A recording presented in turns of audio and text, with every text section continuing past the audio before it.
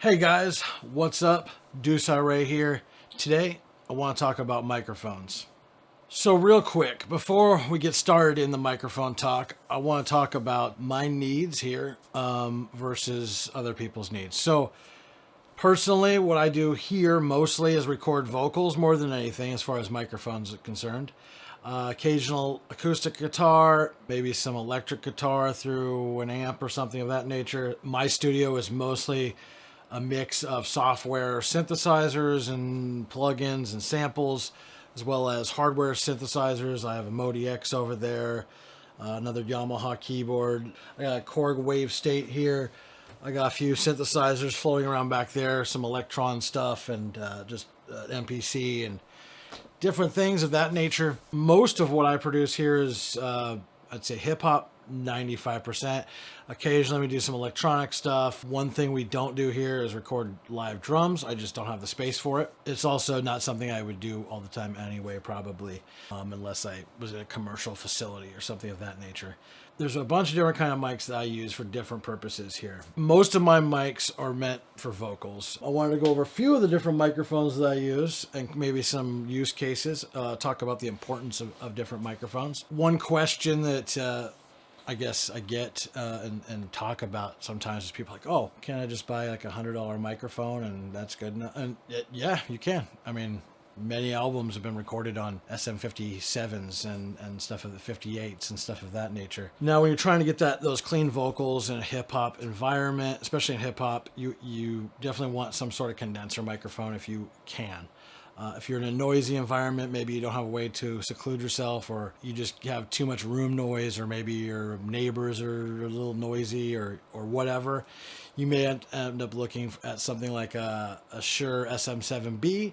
Currently, I have PreSonus's version of it. I guess I think it's the P70. I think is what it's called, or P90 or something. That one's like $129. It's not the same as SM7B, but it's very similar. As it rejects a lot of room noise. It can take really high SPL, so you can get really loud on it. It's a lot more forgiving. Now, this is a Sterling Audio, just kind of a cheap ribbon mic. It's the ST170. This does not have a polar pattern switch. It actually accepts from both sides, so it's a figure 8. It does a really good job of rejecting on the sides here, so here and here, like it rejects a lot of side noise. So maybe if you have like a computer fan or something, you can set this up in a way that it'll do a pretty good job of rejecting it. One side's darker than the other sounding. I found this super cool on acoustic guitars or hooking it up in front of a guitar cab. It's a very smooth sounding, so ribbon microphones in general are very smooth.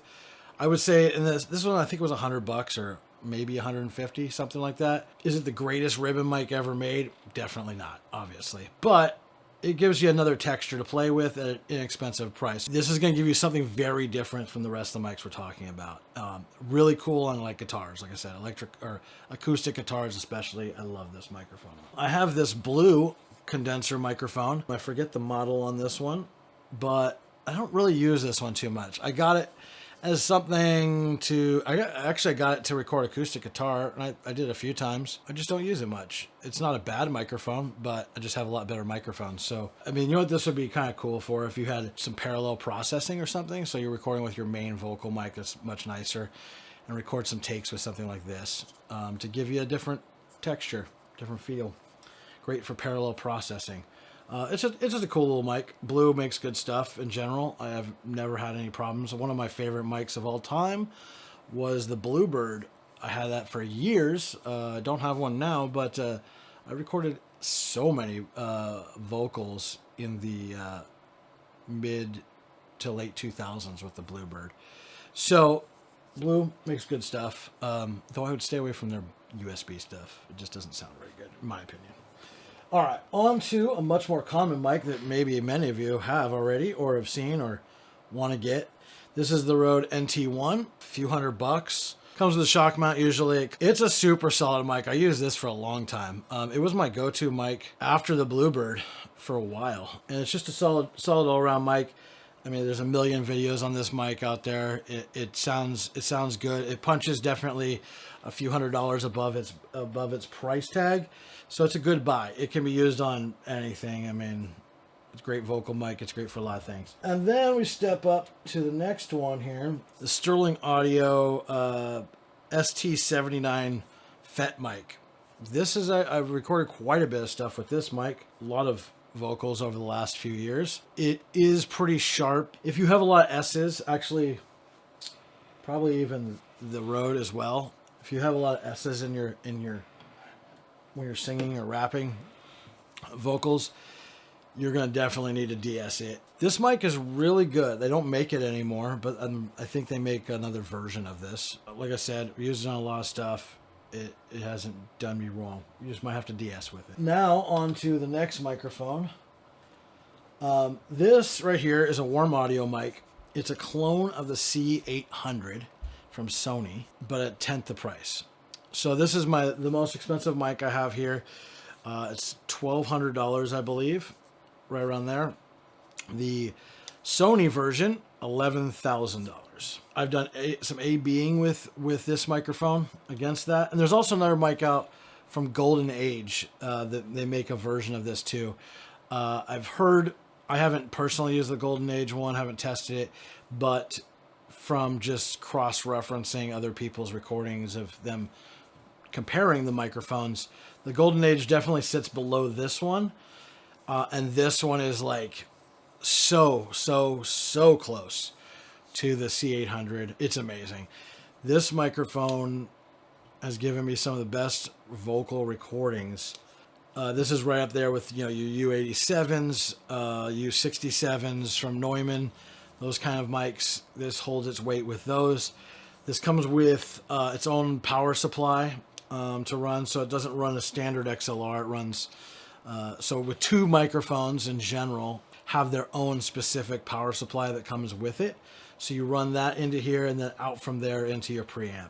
I've run this into my 1073 and my SSL6 channel on the 500 series.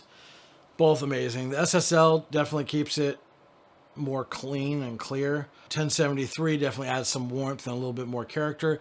But both, something about this mic, because it's a tube, something about this really helps cut through the mix on a vocal, especially in hip hop and rap.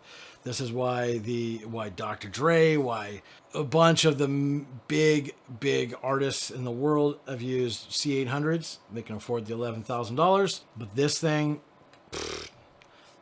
if you're questioning whether getting a mic like this, worth every penny plus some. It is, plus a lot, actually. It is a great microphone. I am utterly impressed with its performance. It just sounds amazing. It really adds something to the recordings that really just professional polish, you know what I mean? So especially if you run it through a good preamp, it's just amazing. So I can't recommend this enough. It is another thing is like, is it worth spending all this extra money on microphones? Like, people say that all the time. Like, they'll be like, you know, isn't this good enough? Which it is. It is. It's great. Like, you can make great records. You can make great songs. You can use all kinds. It's like, it's not necessarily about the microphone. Like, it's about the song, right? But that being said, you do, like, comparing these two microphones, like, if you were to, like, there's not even a comparison. Like, this is light year. Like, it just is that much better. So spending more money on a microphone, spending more money on a preamp, definitely worth it. Whether it's worth spending for the quote-unquote real, aka super premium gear when it comes to microphones and preamps and things of that nature, is it? We're in a unique time or a unique place now where we can get stuff that's amazing, absolutely amazing, for a fraction of the price. There's like three price brackets, I would say, or three like sections of making music when it comes to gear that you buy. You have the super budget stuff for the beginner that's just starting, that's just learning how to do things. You can make great stuff with that stuff. You may have to work a little bit harder to get the sound you want. There's that budget stuff, which is fine. Now, then there's the next step up, which is like where most of my gear lives. It's that sweet spot that you just like high quality gear, but it's not like unattainable. You know what I mean? A couple hundred, like $500 to a couple of $1,000, and I'm just kind of being general here when it comes to gear as a whole. And then you have like the premium stuff, you know, like the vintage U87s, the C800, the things of that nature, a real Neve or a real SSL console, like all those things, like, yeah, they're great. Are they necessary with today's technology? I would say no. I would say that sweet spot for most of us is in that middle, unless you're just starting off, just learning.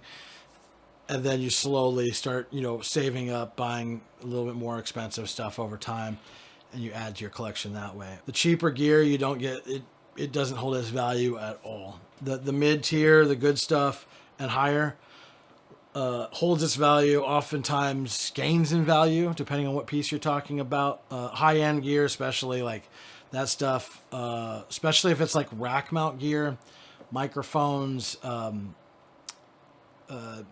synthesizers, things of that nature.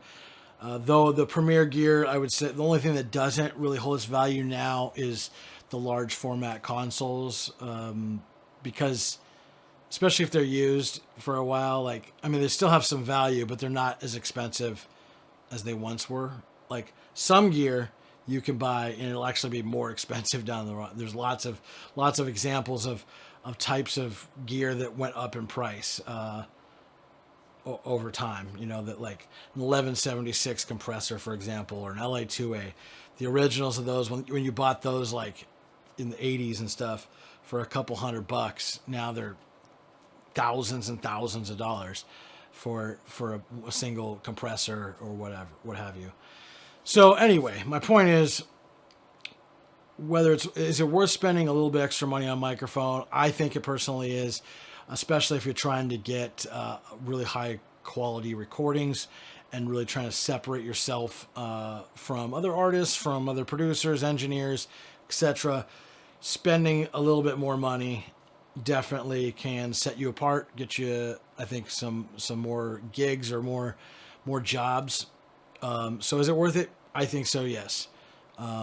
Spending $1,100, $1,200 on a microphone that is absolutely incredible, like that's a kind of microphone or a kind of piece of gear that you'll hold on to for many years, maybe even your lifetime. So I think it's definitely worth it. But it's up to you. What do you think? So do me a favor. If you like this content, if you liked what I had to say or didn't like whatever, leave some feedback down below. Leave a comment. Give me a thumbs up. I appreciate it. Please subscribe. That definitely helps out the channel a lot. I'm going to keep doing a bunch of videos critiquing things, talking about stuff. I feel like this video went on for a long time. I apologize. And if you're interested, there's links to my beats, or my beat store and beats are down below. I occasionally release beats on this channel, as well as other content, my own music, etc. So please subscribe. Do me a favor. That'd be awesome. All right. Till next time. Peace.